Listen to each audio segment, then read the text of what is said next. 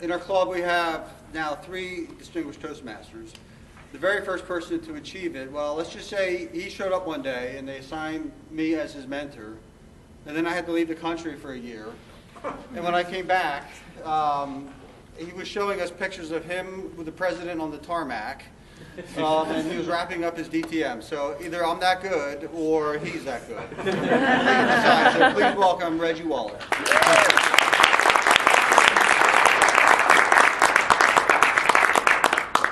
Thank you for that nice introduction there, Alex.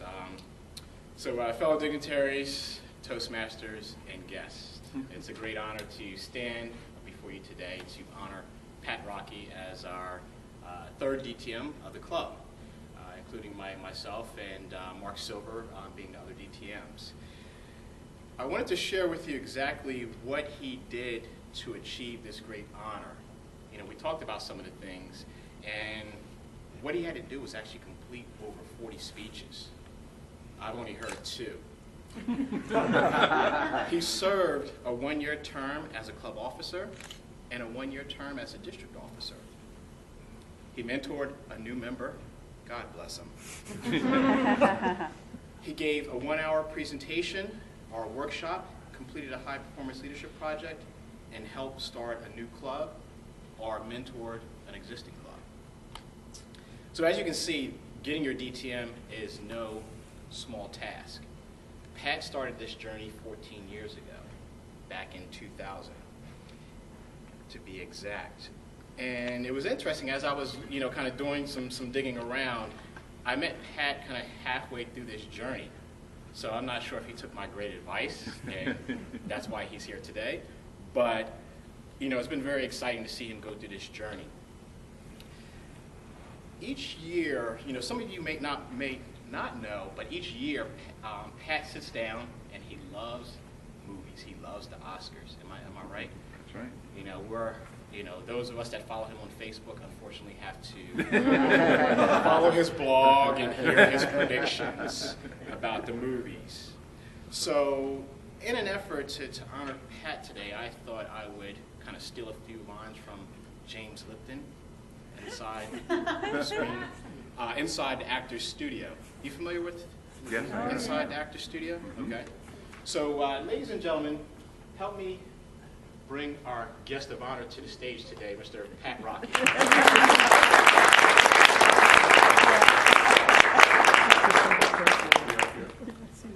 Yeah, we'll have a seat up here.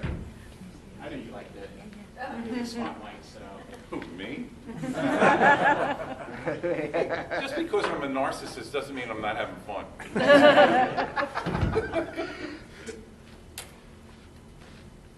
So, 2000, you started this journey.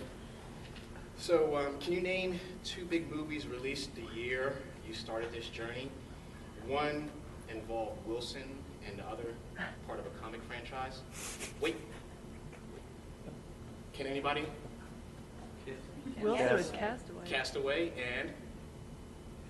Batman. Comic franchise. I'm going to guess it's, I should know this, but I'm going to guess that it's one of the Spider-Man movies. I'm done. X-Men. X-Men. Yes, that you're a movie buff. I am, but I don't have photographic memory anymore. I definitely see that. So in the honor of Mr. James Lipton, what I wanted to do is welcome you to the Distinguished Toastmasters studio. As your host, Reggie Waller, I would like to ask you a series of 10 questions, and we'll keep this very brief. Okay, so again, if we're long-winded, Alex is going to get the camera. But you know what the nice thing about this is? DTM. I forgot who shared this with me, but DTM stands for Don't Tie Me. So don't even worry about the clock. We can sit up here and we can talk. I think I have about until 2 o'clock. But again, we'll try to keep our comments brief, okay? So, first question, what was your favorite speech? What was my favorite speech? That's a tough one. It's like, which is the favorite finger on your hand?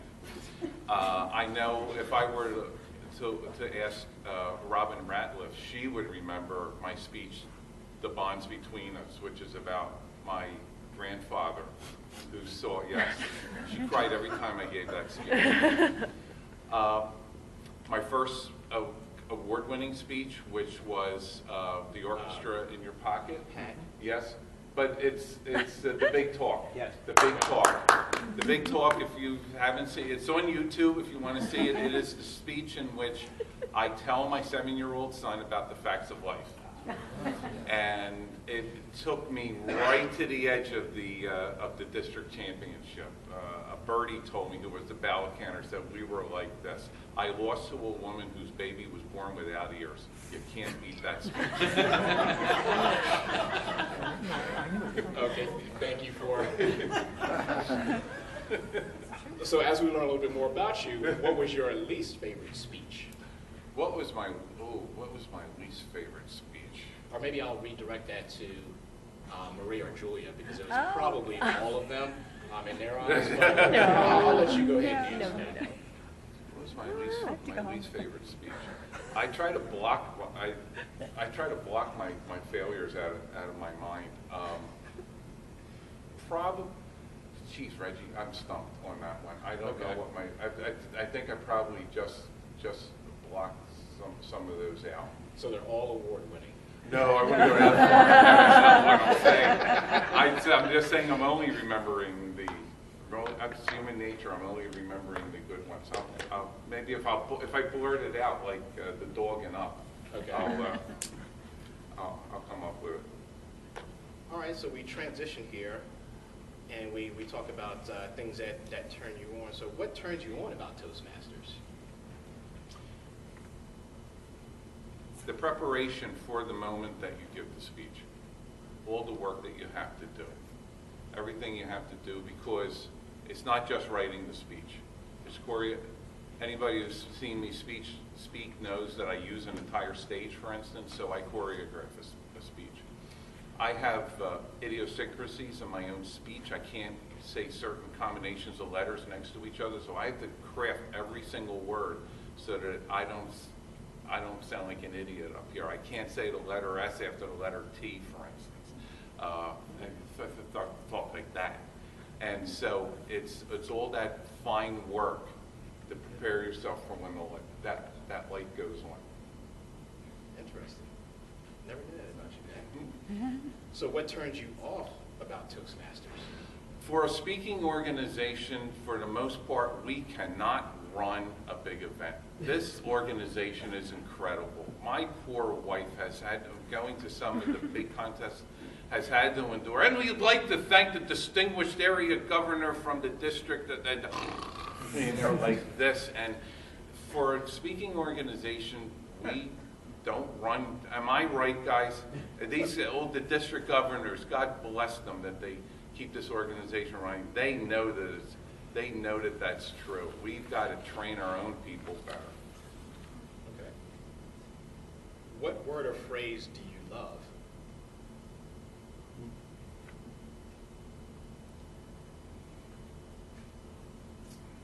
Icebreaker.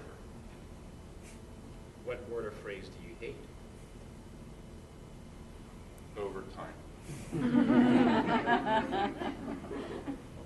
What is your favorite filler word?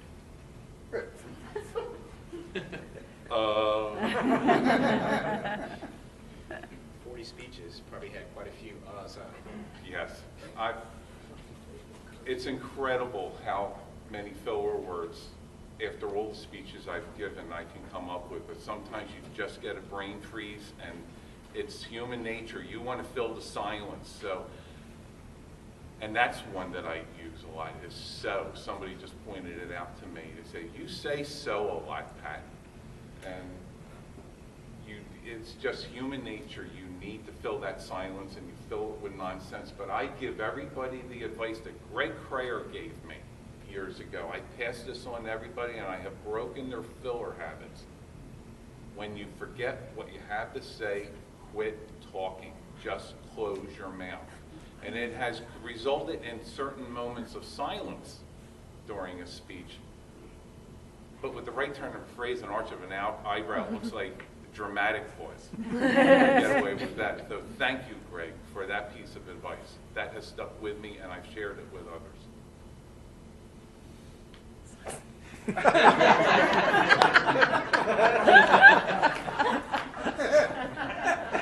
was about to use a filler. I was just taking your advice.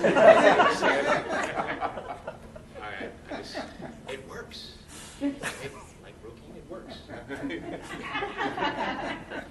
So you talked something about the district officers and them having a lot on their hands. So what district officer role, other than area governor, would you like to attempt? There's kind of like natural order of things. So since I've been an area governor, I think Well, we won't worry about the order.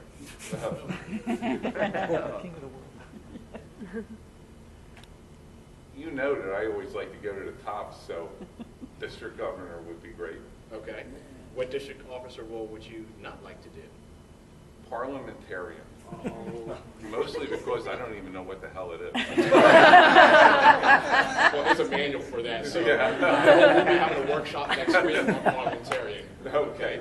So my final question here as we kind of wrap things up, now that you've achieved your DTM, you have finally arrived, you're here. Damn it. I thought I was going to be the only DTM, but welcome. You've led the way for us, Reggie. Thank you. What would you like to say to others sitting around the room here that may be looking to get their DTM at some point? I'll have something to say after I get my plaques, so I'll elaborate on that. It's Nike. It's just do it. Just decide you're going to do it. Just decide you're going to move from one speech to the other, from one manual to the other, that you're going to fill those roles, and that you're going to focus on that and march forward to it. I meandered for a number of years in this organization. It wasn't important to me. And somebody asked me today, why did you go for your DTM? And the answer is, most people thought I was a DTM. And they say, they give me an evaluation. They say, well, I know you're a DTM. I go, well, no, actually, I'm not. And I thought, well, I might as well do it. And so I decided to do it, and much to the chagrin of Marie, I just concentrated on it and did one thing after another. And I recommend it, and I'll have more to say about that later. Okay. Well, let me, I have one parting gift for you as we wrap up here. We're going to stick with our theme. So as I mentioned, Pat is a lover of the movies. So for all of you, a lovely little popcorn container here, and his very own Oscar. It reads DTM Pat Rocchi 2014. So a nice little bucket of popcorn, because I know Pat is trying to watch his figure. So kitty size. Yeah, I'm watching it get larger and larger. And your little Oscar for your office. Thanks, So Greg. congratulations, Pat. Thanks,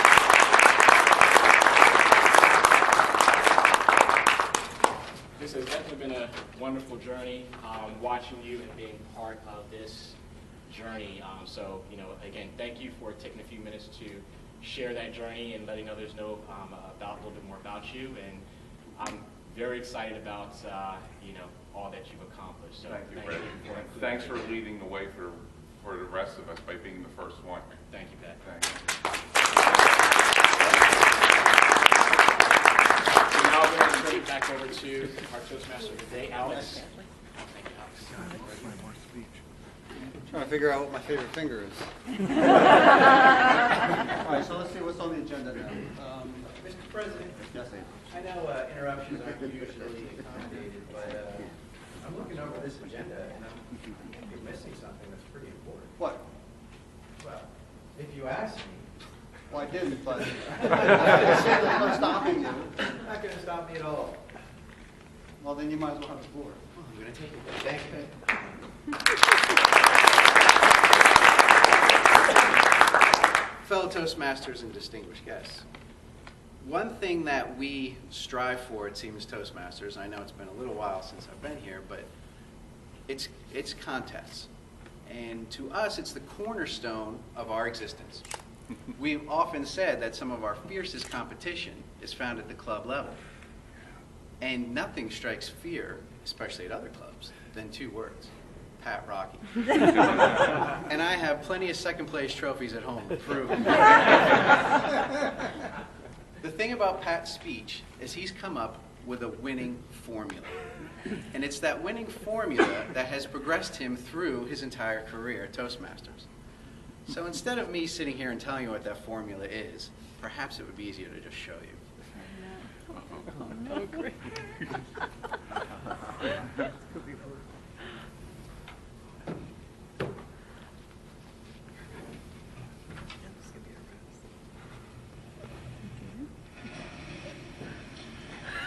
You got it down? It'll be what it'll be. Who else is competing, do you know? Maybe Rob. Oh, Pat Rocchi. Who won last year? Pat. Who's Pat? That old harmonica in the pocket speech? Oh, no.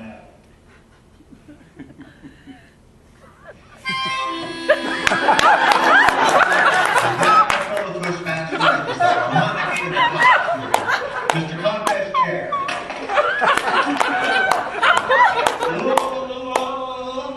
Hey guys, how you doing? You competing today? You're never gonna guess what my speech is. Guitar in the pocket. But I'm sure you guys will do just fine.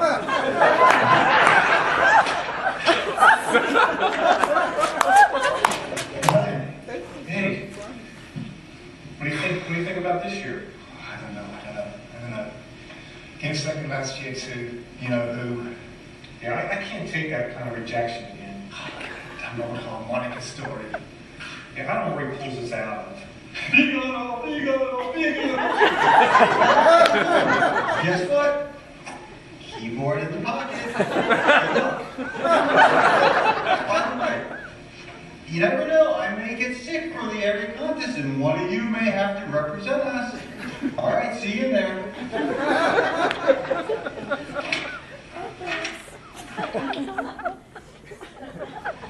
Hey, we're here again. You too. Here. No doubt that. I don't even think he's participating this year. I see this one too. I don't want to see him again. He wins too many times. Hey fellas, can you give me a hand? I got a piano to get through the door. Guess what the speech is? Piano in the pocket? Not quite. Baby grand.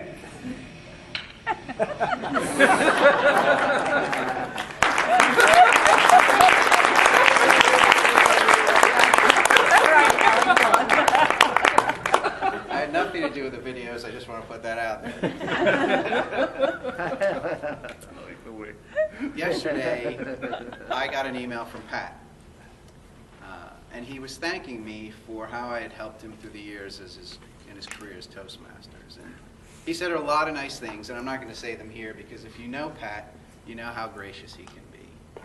So I'm going to just say straight out, if anybody here wants to be a better Toastmaster, or even just a better friend or person, shoot for the bar that Pat Rocchi has brought up so high. Pat, congratulations. Thank you.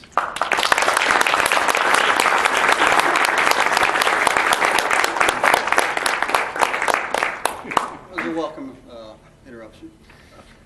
Next on the agenda was Mark Silver, our club's second DTM, but I got an email, I got food poisoning excuse. Anyway, I said who else could fill in? I need someone who has panache, someone with flair, and it's stunning good looks. And other than myself, Pat, I had to choose someone. Now, fortunately for this person, Mark Silver said because I am DTM, I require 18 minutes on the agenda. So, Bob Hartfeld, you don't have 18 minutes, but why don't you come on up to say a few words?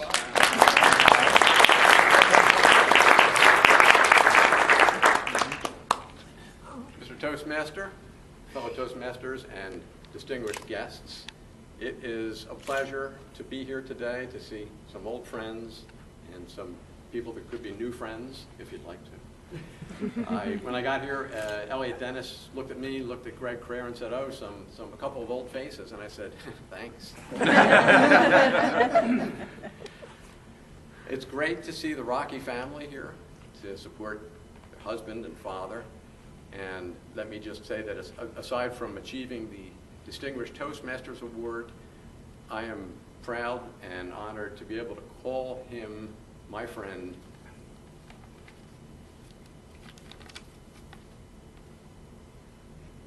Pat.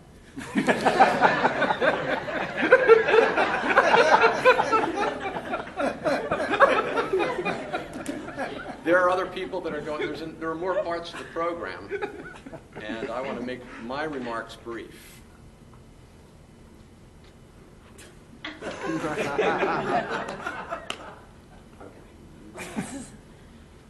Distinguished Toastmaster, I'm told, is the final award that you can get. There's nothing beyond that. And I thought, yet, when Pat and I and all of us pass to meet our maker, shouldn't there be something like an extinguished Toastmaster?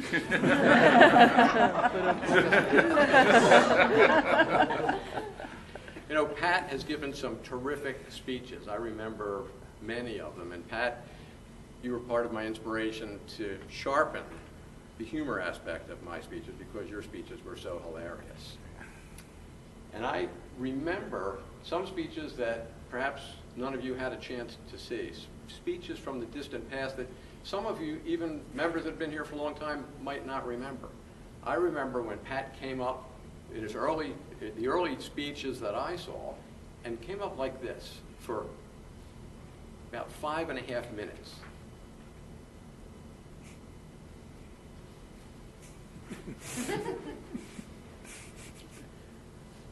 I thought he was having spasms or a fit of. I was going to dial 911, and then he sat down, and he didn't get an award or a ribbon or anything for that.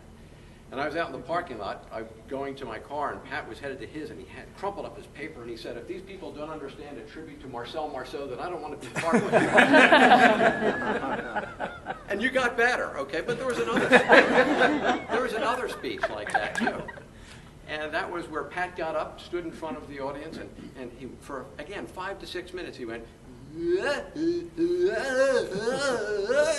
and then after about 5 minutes, fell flat on his, he was standing on the table, fell flat on his face on the floor. No reaction from the audience. He didn't get a medal, I'm sorry to say, one of the few times that didn't earn, or a ribbon. And he walked out to the parking lot. As I walked out to the parking lot, he was crumpling up his paper. He said, "If they don't understand a tribute to the great Wallenda, then I don't know that I want to be part of a club like this." He's a tightrope walker for any of you younger people. So there was, however, and I had the singular honor to see Pat give a presentation outside of the club. And Pat may not know that I was there. But Pat was doing a roast of sorts for a very close friend of his. And he was brilliant. He made some of the most humorous, he was brutally honest. His humor was sometimes just plain funny, sometimes acerbic. He told embarrassing stories, which you do at a roast. And I was laughing, I was almost crying, I was laughing so much. There were about 100 people in the room. And yet I was the only one laughing. Not a single other person was laughing. And he finished with a particularly sharp jab and a smile, walked off, and I stood up and gave a standing ovation by myself. I looked around the room and there were looks of abject horror on their faces, and I thought to myself, what's wrong with these people? They have no sense of humor, totally devoid of any ability to laugh or appreciate this. We're at a roast. Is it the time of day, or is it? And then I thought, oh, wait a minute. This wasn't a roast. This was a funeral luncheon. So I will close and say that that wasn't true. But that Pat was an inspiration for me. Pat, I don't remember the name of the speech, but you gave a speech about Florida. You did an impersonation of an iguana. And there was so much humor packed into that speech, and such poise and such delivery that it just, I've heard the expression raising the bar a number of times today, and that's what I felt. I felt like, wow, if I can do that, that'd be so much fun. And so you were a great inspiration for me, and I would just like to say congratulations on your remarkable achievement. I am proud to call Pat Rocchi my friend, and congratulations, Pat. Thanks, Bob. have to tell you that I called Bob at about 9 o'clock this morning and said, help. So, thank you. And those of you who know Mark Silver know that that was a much better speech. So let's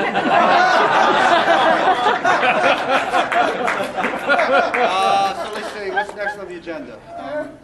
Mr. President, What? if you'll forgive me, since one of our past presidents interrupted me, I believe there's one point Just we haven't get up. discussed yet.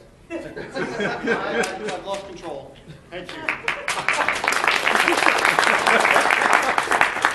Fellow Toastmasters, distinguished Toastmasters, guests, Ken and Elliot. We've talked so far, Pat, about your speaking prowess, and quite rightly.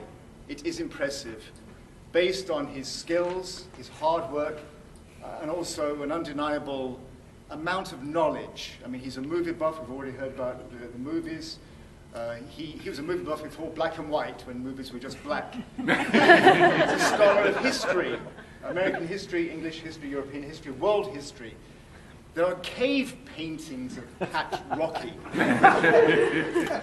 But there's something else we haven't discussed. Stay with me, Rach. We've talked about his speaking skills, but what we have forgotten so far is the other element of Toastmastering, and that is listening skills. Listening skills. And I believe in a moment we've got an exemplary clip on what it takes to listen well. And I think this particular piece is Pat Rocchi as table topics master, where he elicits the best answers from those participants. Pat? No, I mean, the other.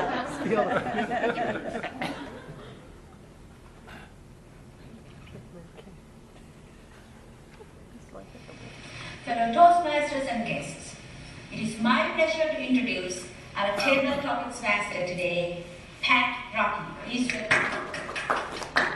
Well, as you know, I love everything Hollywood, and today's tabletop questions will be about Hollywood and movies and everything in between.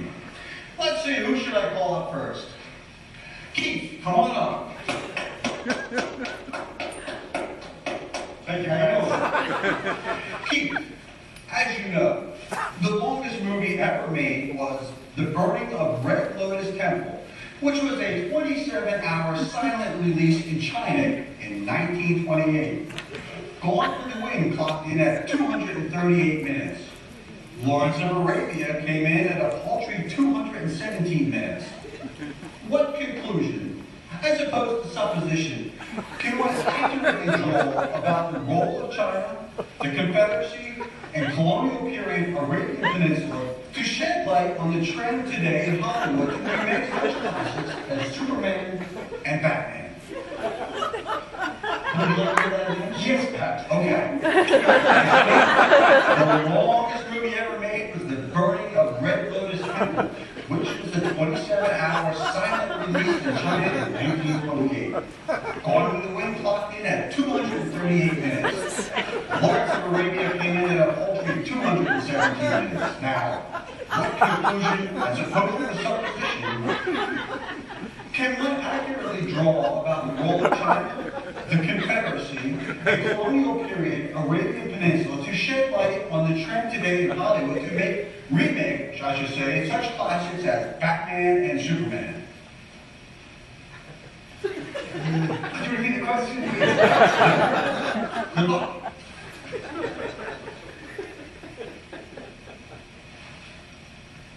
Toastmasters position, Confederacy. It's green! Thank you.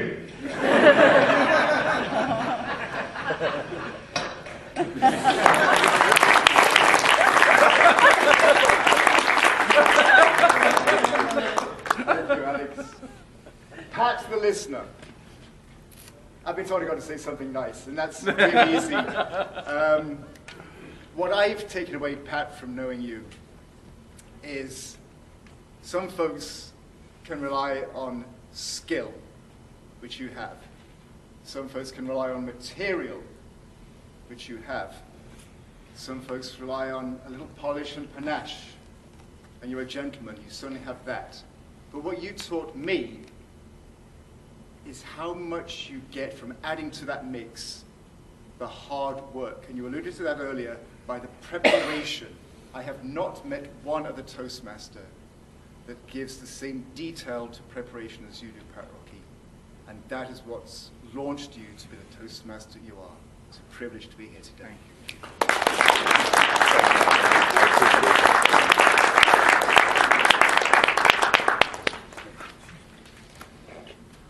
Well, I had a nice segue into a table topic session that we were going to have with dynamite questions, but unfortunately, Reggie spoke too long. So,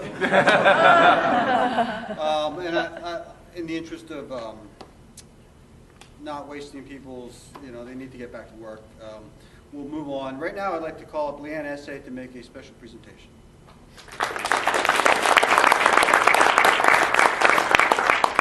Fellow Toastmasters and honored guests, when Pat was working with me through the club, giving me advice, mentoring me in an unofficial way, one of the things I remembered that he told me was how he rehearsed for a speech. And I still use that technique to this day.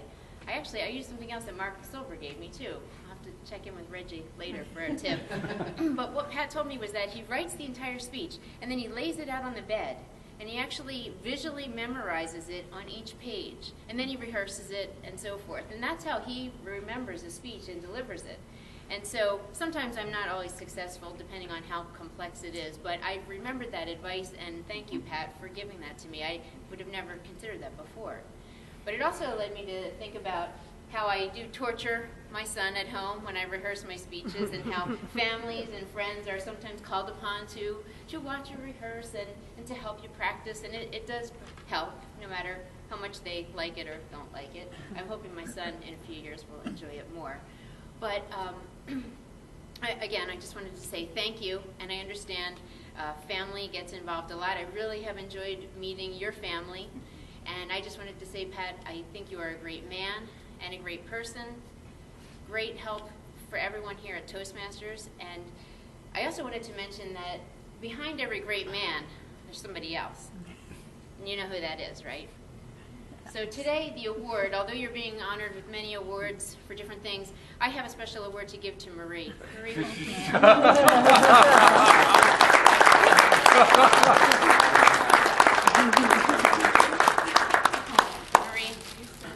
thank you.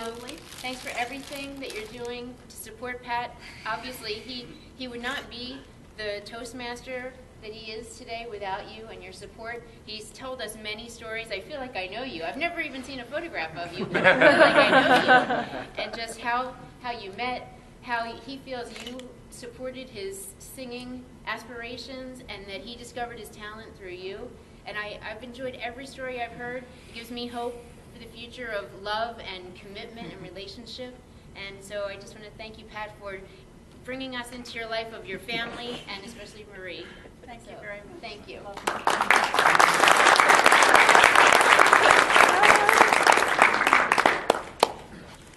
So at this point, on this most auspicious occasion, I would like to bring our guest of honor up to the front, Pat Rocchi.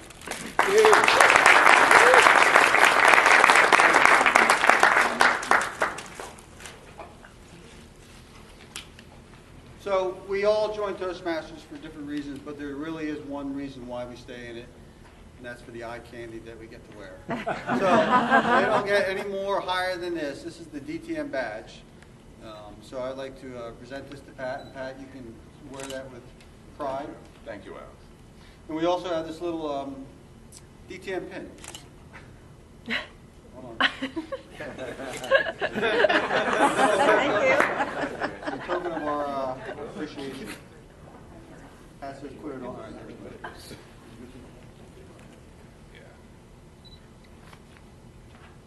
Looks like the prom.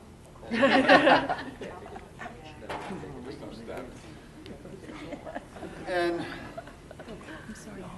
this is the plaque provided by Toastmasters International. For all of the new members here, we cannot underestimate what Pat has done. And it is truly an incredible feat. and one that will, inspire future generations. So what I would ask right now, everyone to stand, and those with a glass. Technically, I should have a glass.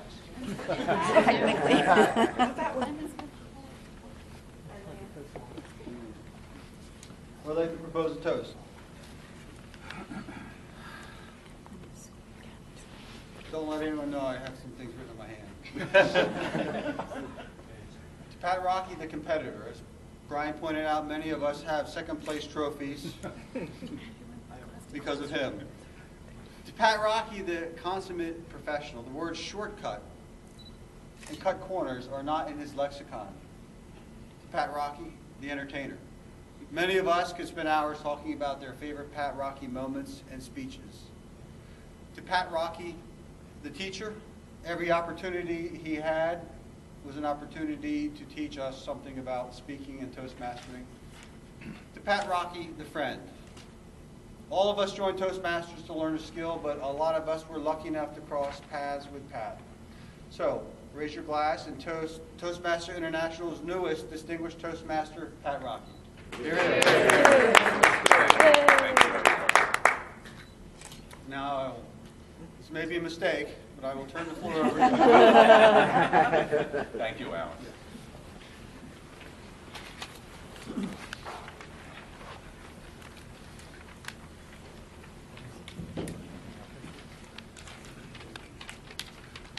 Thank you for recognizing my evolution as a speaker.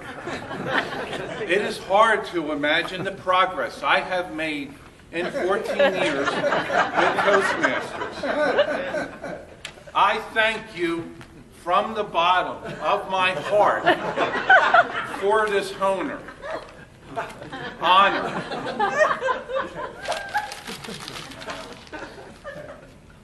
I work better without notes anyhow. Every good speech begins with the end in mind. So let me say right now, thank you.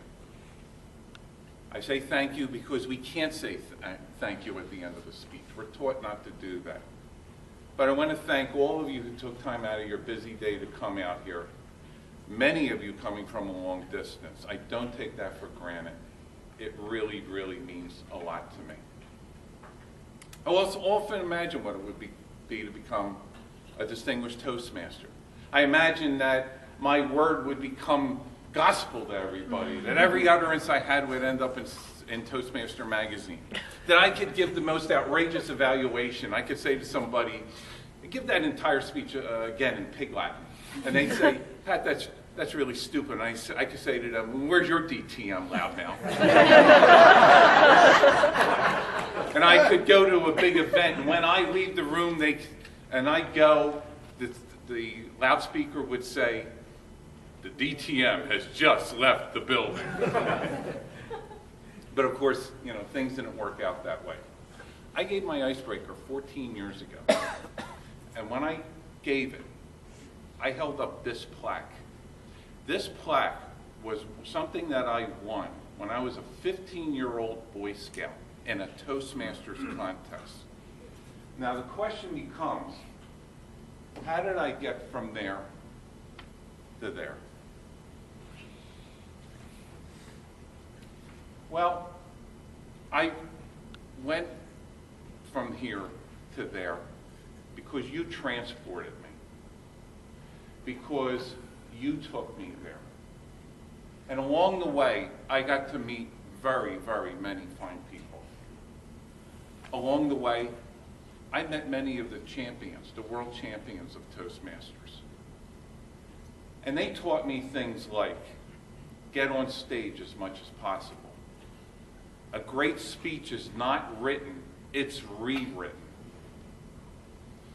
I was told, if you want to find a topic for an inspirational speech, go to an 8-year-old that you know and think of a life lesson for that person.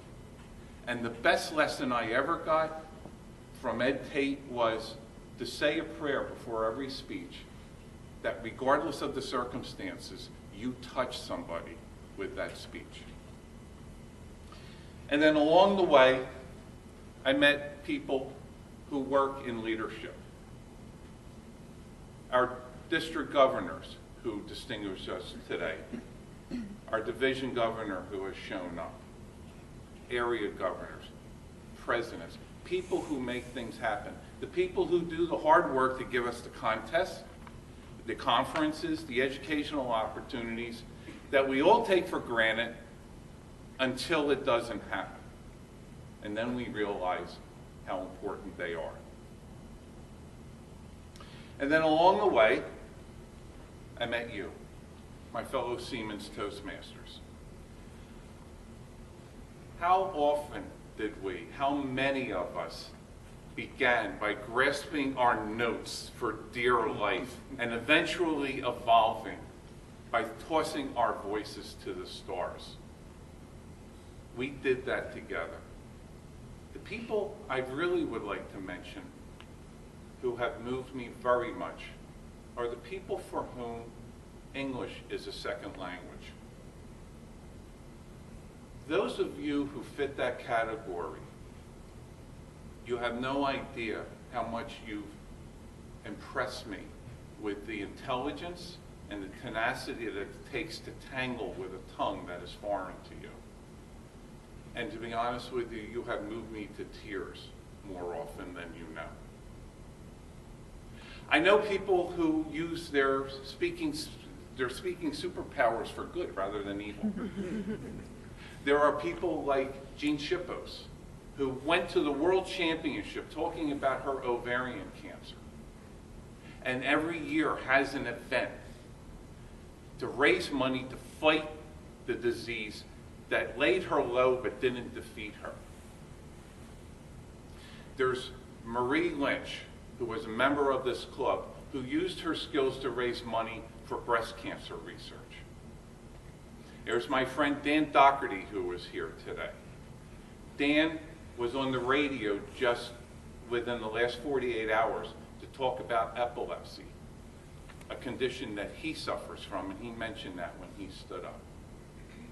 Those of you who use your superpower for that good rather than evil, go beyond the ephemeral nature of these speeches that we give, and you give it substance, because with that substance you help people afterwards. It's not about the plaques. It's never about the plaques. It's not about the trophies.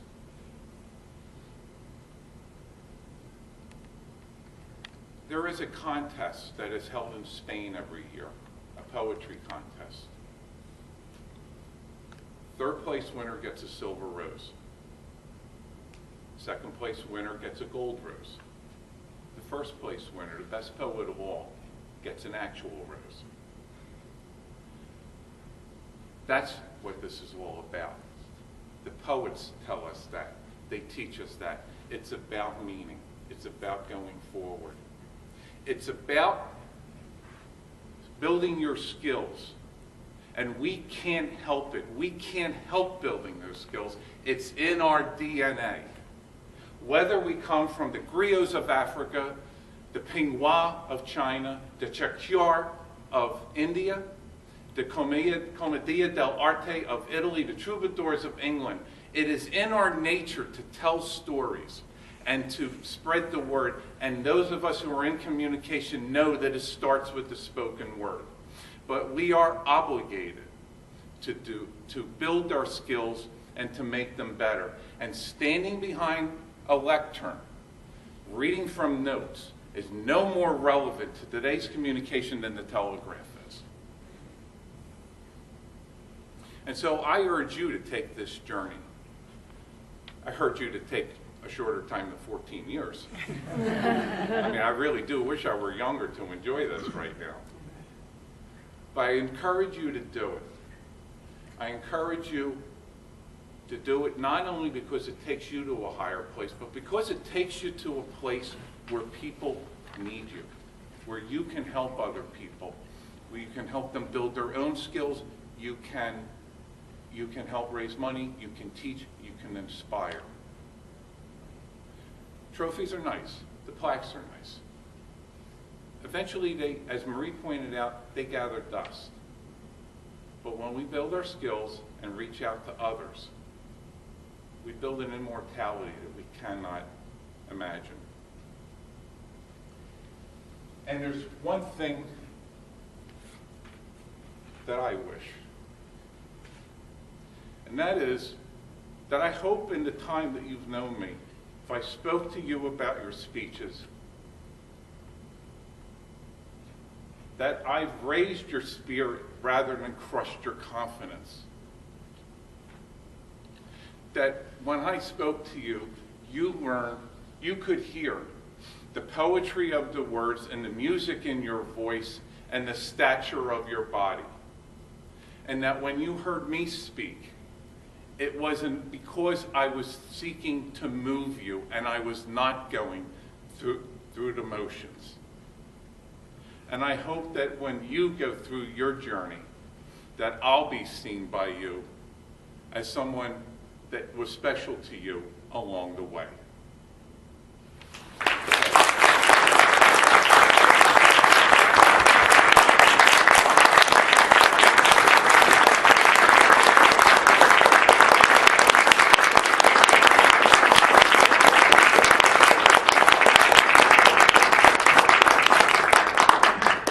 So as the meeting draws to an end, I want to thank everyone who helped me pull this off.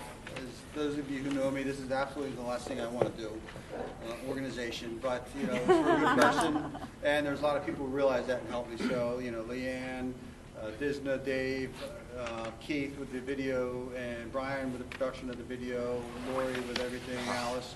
So I want to thank them. But before we leave, we have one last thing to show you. Oh,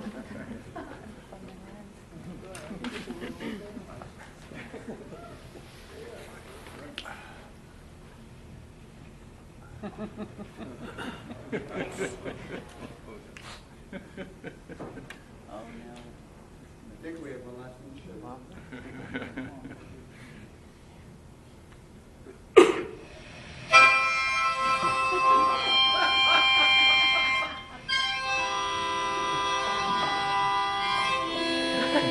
Harmonica in the pocket story.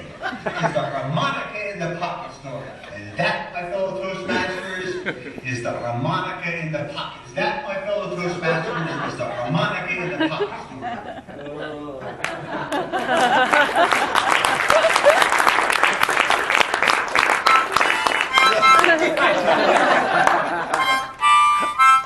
Got my plaque today, and it was real good. It's made of metal, and it's made of wood. That's it. Marie, does Pat ever have a bad hair day like that? No. No. Never. I'm going to bang the gavel down, and we have some refreshments for you to partake in and socialize. If any of you have to leave, sadly, one of us has to escort you over. So find a Siemens person, and we'll get you to the door you came in through.